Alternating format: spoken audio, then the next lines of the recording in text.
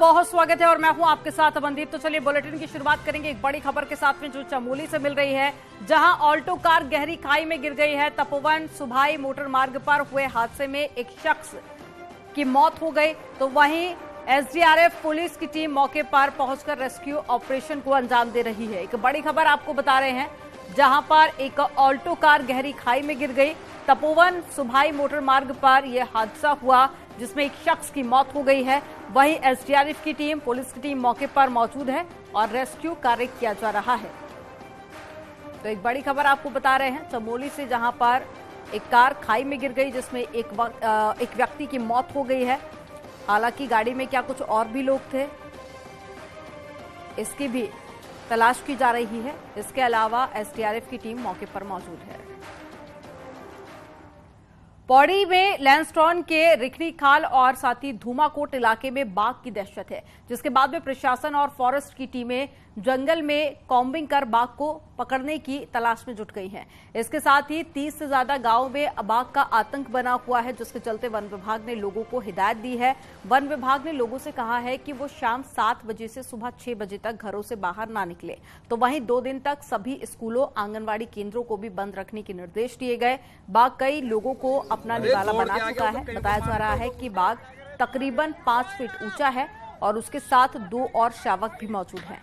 वहीं पर इलाके की अगर तस्वीरें हम आपको दिखाएं तो पुलिस फोर्स भी यहां पर तैनात किया गया है। ये तस्वीर आप देखिए बाघ की, और फॉरेस्ट और साथ ही पीआरडी के जवानों की तैनाती भी की गई है, जबकि 2 ट्रैंक्विलाइजर टीमों को भी जंगल में भेजा गया।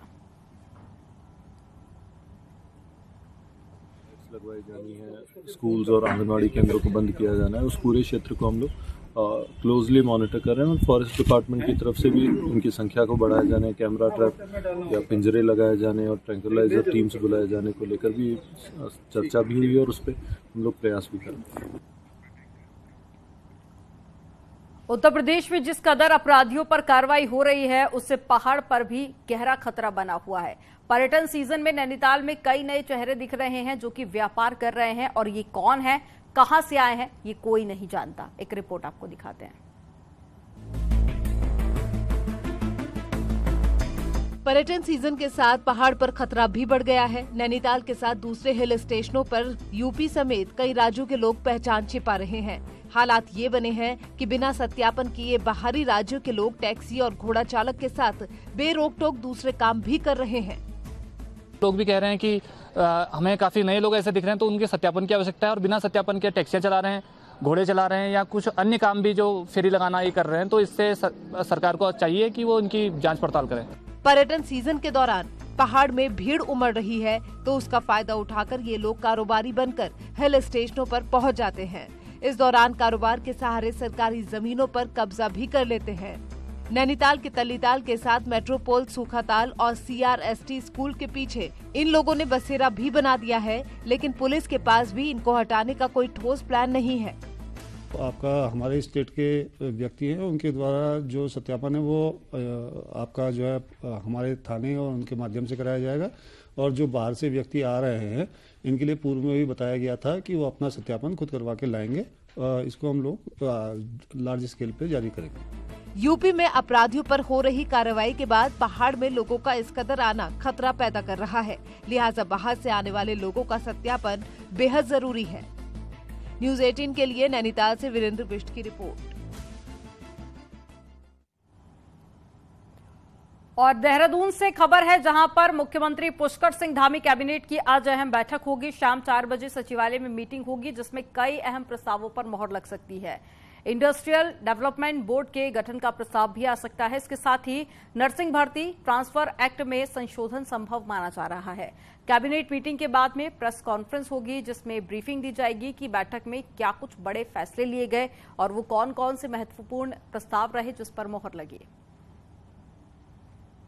तो शाम 4 बजे सचिवालय में ये बैठक होगी और मुख्यमंत्री की अध्यक्षता में कैबिनेट बैठक को पूरा किया जाएगा, जिसमें कई अहम प्रस्ताव रखे जाएंगे जिस पर मुहर संभव मानी जा रही है।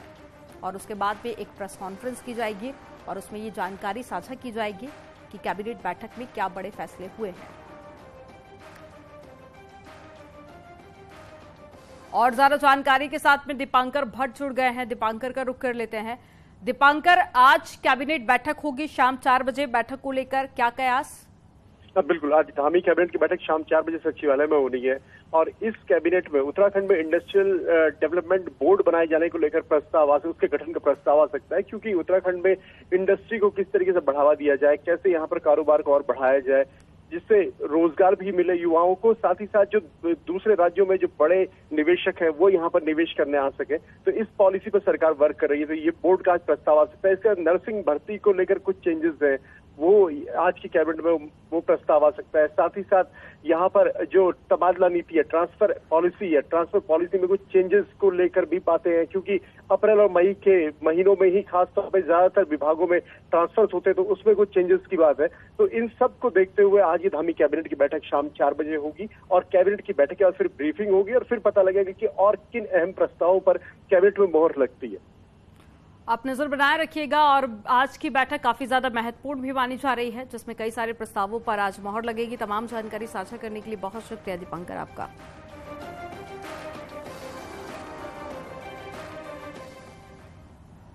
उत्तर प्रदेश के प्रयागराज में अतीक अहमद की हत्या के बाद में उत्तराखंड में माननीयों की सुरक्षा को और ज्यादा मजबूत करने के लिए बड़ी मीटिंग हुई, जिसमें मुख्यमंत्री धामी के सुरक्षा घेरे को और भी ज्यादा सख्त करने के निर्देश दिए गए। साथ ही सीएम धामी से मिलने वालों का भी वेरिफिकेशन किया जाएगा। पुलिस मुख्यालय में पुलिस और खुफिया विभाग के अधिकारियों के बीच में हाई लेवल मीटिंग हुई, जिसके बाद में राज्य के बॉर्डर पर भी अलर्ट जारी किया गया। साथ ही पुलिस को हाई अलर्ट पर रखा गया है।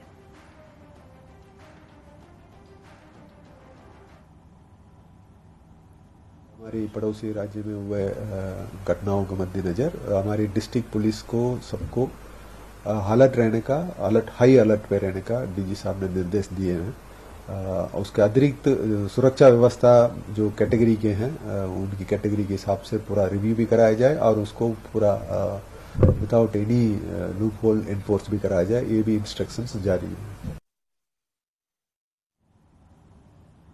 और अगली खबर भी देहरादून से है, जहां पर आज सैन्यधाम पर हाई पावर कमेटी की मीटिंग होने वाली है। सुबह 11:30 बजे सचिवालय में सीएम पुष्कर सिंह धामी मीटिंग लेंगे और साल 2021 से सैन्यधाम पर काम चल रहा है, जिसे लोकसभा चुनाव से पहले पूरा करने का टारगेट रखा गया है। तो सुबह 11:30 बजे यानी कि कुछ ही समय बाद इस मीटिंग की शुरुआत होगी और मुख्यमंत्री पुष्कर सिंह धामी इस बैठक में शामिल होंगे, जिसमें साल 2021 से चल रहे सैन्यधाम पर काम कितना पूरा हुआ है और आगे क्या कुछ टारगेट है, इन तमाम मुद्दों पर चर्चा की जाएगी।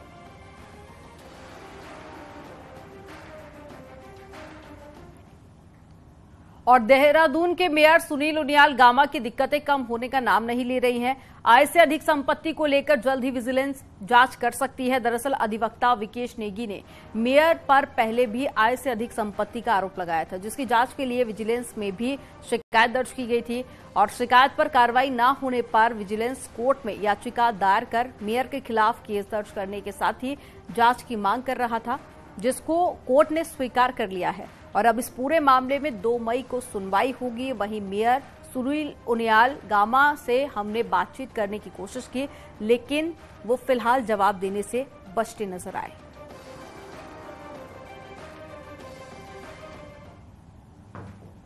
है 24/3 को हमने जब विजिलेंस को कंप्लेन करी थी, उसके बाद अभी तक कोई उसमें मुकदमा दर्ज नहीं हुआ था।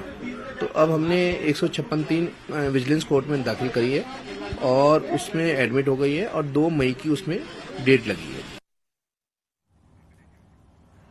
उत्तराखंड में जंगल धधक रहे हैं। अभी तक आग लगने की 178 घटनाएं हो चुकी हैं।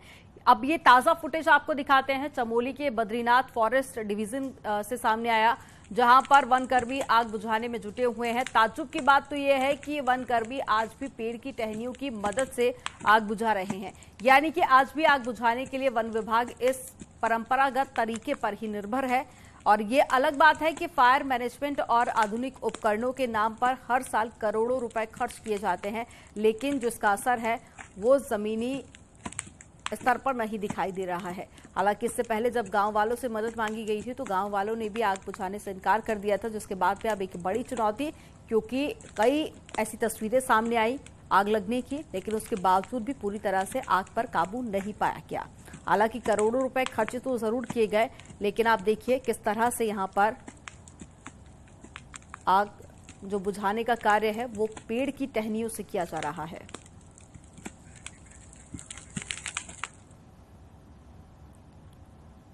चमोली के सरकारी स्कूल में तैनात एक टीचर का वीडियो सोशल मीडिया पर वायरल हो रहा है। टीचर शराब के नशे में चूर है और स्कूल टाइम में अपने कमरे में सोया हुआ है। स्कूल में पढ़ने वाले कुछ बच्चों के अभिभावक टीचर को जगाने उसके कमरे में जाते हैं, तो पेरेंट्स का आरोप है कि टीचर हमेशा नशे में रहता है। नंदानगर ब्लॉक स्थित राजकीय प्राथमिक विद्यालय सियारी भेटी में शराबी शिक्षक तैनात है और ये वीडियो सोशल मीडिया पर सामने आया, जहां पर टीचर आप देखिए किस तरह से अपने कमरे में सोया हुआ है और वहीं जो स्टूडेंट्स पहुंचते हैं स्कूल पढ़ने के लिए उनके पेरेंट्स यहां पर पहुंचते हैं और टीचर को उठाते हैं, जिसके बाद में ये विवाद की जो वीडियो है वो आप लोग काफी ज्यादा शेयर कर रहे हैं और सवाल भी उठा रहे हैं। सर ना ये देखिए छुट्टी नहीं है, नहीं तो हमें एडमिशन करना था बच्चों का, कब होगा सर? टाइम देखिए टाइम देखिए सर, महीना कौन सा है सर? प्लीज आप ही बता दीजिए।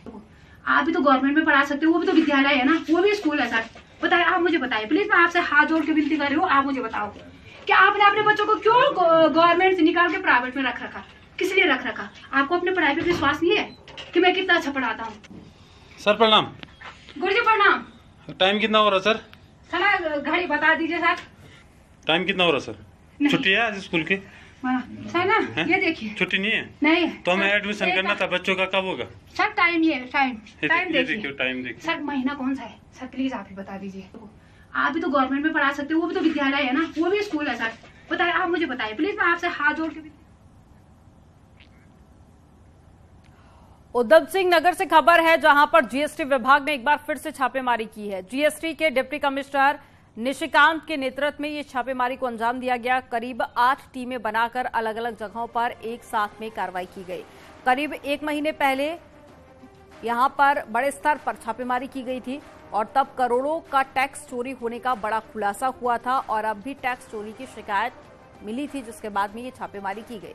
इसके बाद में व्यापारियों में हड़कंप मचा हुआ है।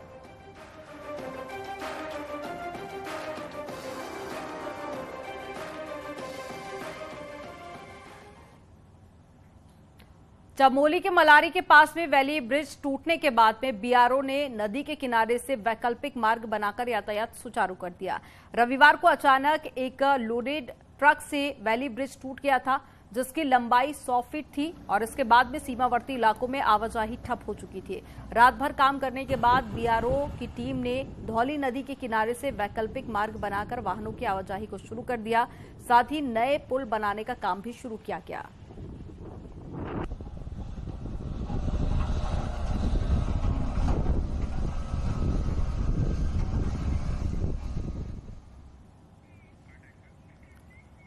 और 27 अप्रैल को भगवान बद्री विशाल के कपाट खोल दिए जाएंगे। कपाट खुलने से पहले न्यूज 18 की टीम पहुंची और बद्रीनाथ में क्या स्थिति है, सड़कों के हाल क्या है, मास्टर प्लान के कामों का यात्रा पर कितना असर पड़ेगा, एक रिपोर्ट के जरिए आपको बताते हैं।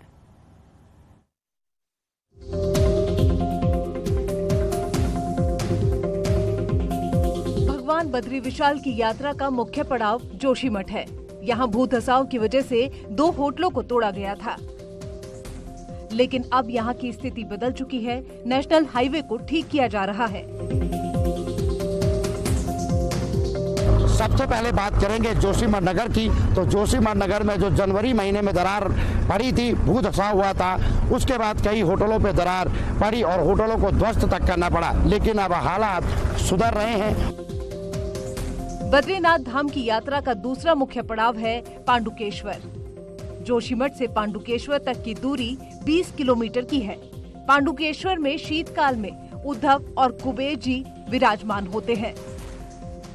जब भगवान बद्री विशाल के कपाट खुलते हैं, तब उद्धव और कुबेर जी की डोली भी बद्रीनाथ धाम के लिए रवाना होती है। जोशीमठ के बाद बद्रीनाथ धाम का मुख्य पड़ाव पड़ता है पांडुकेश्वर, और इस समय हम पांडुकेश्वर में मौजूद हैं। यहाँ पे भगवान कुबेर का मंदिर है। उद्धव जी शीतकाल में यहीं विराजमान रहते हैं। बद्रीनाथ धाम में मास्टर प्लान के कार्यों के दूसरे फेज में मंदिर परिसर के आसपास के इलाकों को खाली किया गया है। तप्त कुंड के इलाके को भी खाली कर दिया गया है। अलकनंदा नदी का सौंदर्यकरण किया जा रहा है। इससे पहले नेत्र झील और बद्री झील का सौंदर्यकरण किया जा चुका है। लूप रोड निर्माण कार्य वर्तमान समय में जारी है।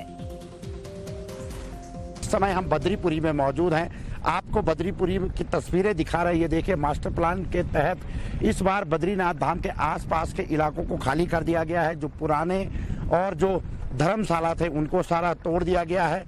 जो नदियों का जो सौंदर्यकरण है, जो घाटों का जो सौंदर्यकरण है, उसका कार्य यहाँ पे चल रहा है। आप देखिए, दूसरी तरफ आप एक तस्वीर देखिए, जो तप्त कुंड यहाँ पे इस बार है वो पूरा खाली हो चुका है।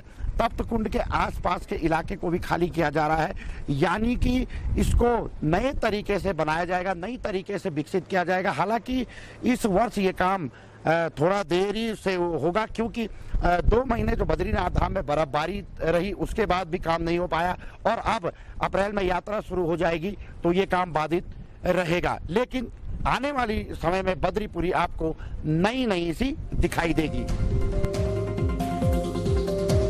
बद्रीनाथ धाम में कुल मिलाकर मास्टर प्लान का कार्य अभी जारी है और यात्रा भी शुरू होने वाली है। ऐसे में कुछ समस्याएं जरूर उत्पन्न हो सकती हैं, लेकिन भविष्य में केदारनाथ की भांति बद्रीनाथ धाम की तस्वीर भी बदली।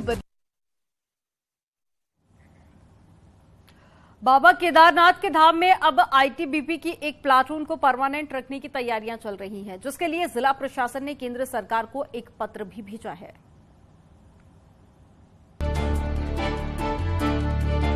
केदारनाथ धाम में यात्रा सीजन के 6 महीने में सुरक्षा का जिम्मा स्थानीय पुलिस संभालती है। वहीं रेस्क्यू संबंधित कामों के लिए एसडीआरएफ तैनात रहती है, लेकिन अब इनके साथ आईटीबीपी के जवान भी देखने को मिल सकते हैं, जो अभी तक केवल शीतकालीन में केदारनाथ धाम की सुरक्षा में तैनात थे, जिनका कपाट खुलते ही समय समाप्त हो रहा है। लेकिन जिला प्रशासन ने आईटीबीपी के जवानों की तैनाती साल भर रखने के लिए केंद्र सरकार से मांग की है, जिसके लिए धाम में एक परमानेंट सेटअप भी तैयार किया जाएगा, जिसके लिए जमीन भी तलाश कर ली गई है। तौर पे मंदिर की सुरक्षा को देखते हुए और क्राउड मैनेजमेंट को देखते हुए आईटीबीपी हो या एनडीआरएफ हो, एसडीआरएफ हो, सभी की तैनाती हम लोग चाहते हैं कि मंदिर के आसपास रहे, ताकि सभी से हमें सहायता मिल सके। और इसमें आईटीबीपी ने पिछले जब से कपाट बंद हुए हैं उस समय से लेकर अभी तक वहाँ पर तैनाती की है, काफी हमारी सहायता करी है और आगे इसमें शासन द्वारा सही निर्णय लिया जाएगा कि इसको आगे कैसे हमें डिप्लॉय करना। बाबा केदारनाथ धाम 11,700 फीट की ऊंचाई पर स्थित है, जो साल के 6 महीने बर्फ से ढका रहता है। यहाँ सर्दियों में तापमान करीब -30 डिग्री तक चला जाता है। इन विकट परिस्थितियों में रहने के लिए आईटीबीपी को महारत हासिल है, क्योंकि आईटीबीपी इससे कई ज्यादा ऊंचाई पर देश के बॉर्डर पर तैनात रहती है। जो है एक प्लाटून डिप्लॉय है, जो कि यहाँ पे तीनों गेटों पे हमारे जो है परमानेंट 24 घंटे 3 संतरी रहते हैं। बाकी हम लोगों को कोई दिक्कत नहीं आती है, क्योंकि हम लोगों का सभी राशन वगैरह जो है हम एडवांस में सारा लेके आए थे। धाम में आईटीबीपी के परमानेंट रहने से कई फायदे मिलेंगे। एक तो किसी भी आपदा के समय आईटीबीपी रेस्क्यू में एसडीआरएफ की मदद करेगी, तो वहीं यात्रा के दौरान पुलिस की भी सहायता करेगी। न्यूज़ 18 के लिए केदारनाथ धाम से सत्येंद्र बत्रवाल की रिपोर्ट।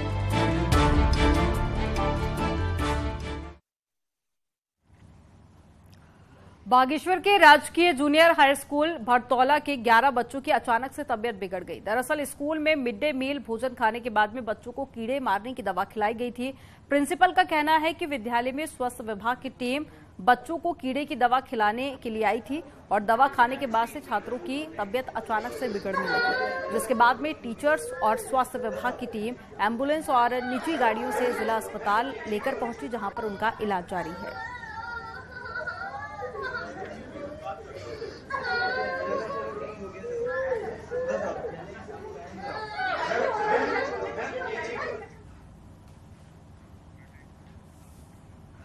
उत्तराखंड के जेलों में बंद कैदी सरकार के लिए सिरदर्द बने हुए हैं और इस छोटे से पहाड़ी राज्य में कैदियों की संख्या इतनी ज्यादा बढ़ चुकी है कि उन्हें ठूस ठूस कर जेल में रखा जा रहा है।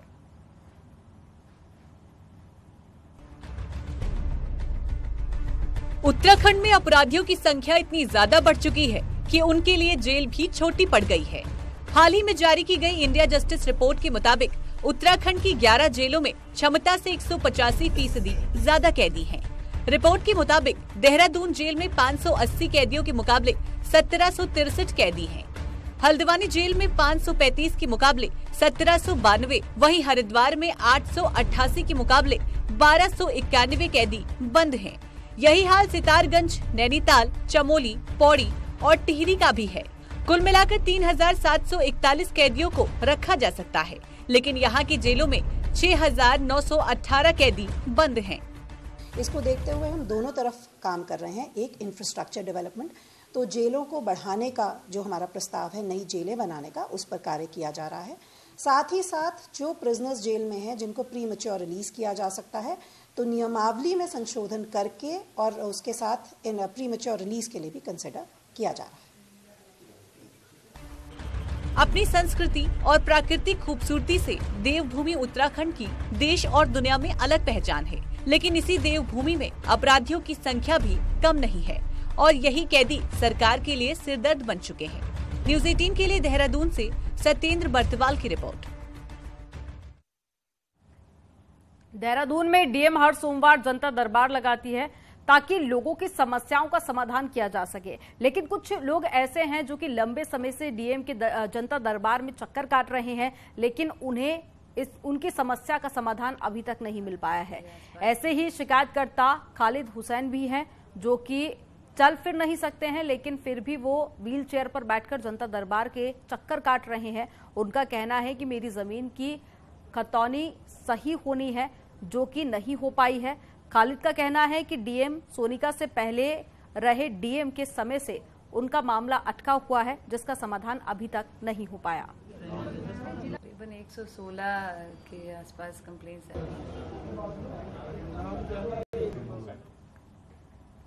और पिथौरागढ़ में चाइना बॉर्डर पर बसा नाबी गांव कई मायनों में स्पेशल है। ये गांव जहां खुद को होम स्टे के रूप में स्थापित कर चुका है, तो वहीं पर आदि कैलाश और ओम पर्वत के करीब होने से इसके मायने और भी ज्यादा खास हो जाते हैं। और अब आदि कैलाश यात्रा शुरू होने से फिर रौनक यहां पर बढ़ने वाली है।